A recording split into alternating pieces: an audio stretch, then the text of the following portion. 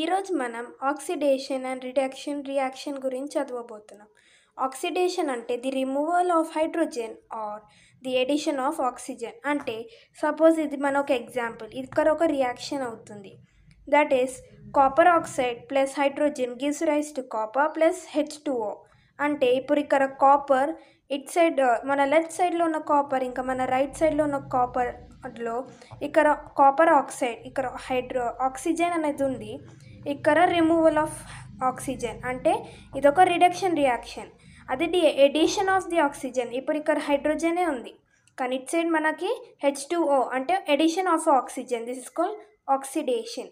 The same way reduction అంటే the removal of oxygen and the addition of hydrogen is called reduction. Oxidation రియాక్షన్లో electron అనేది loss అవుతుంది. అదే reduction రియాక్షన్లో electron అనేది గెయిన్ అవుతుంది. సో ఇది టోటలీ ఒక మన ఎగ్జాంపుల్. సో ఇది సమ్ మీకు హోంవర్క్, మీరు ట్రై చేసి చెప్పండి, కామెంట్స్లో రాయండి.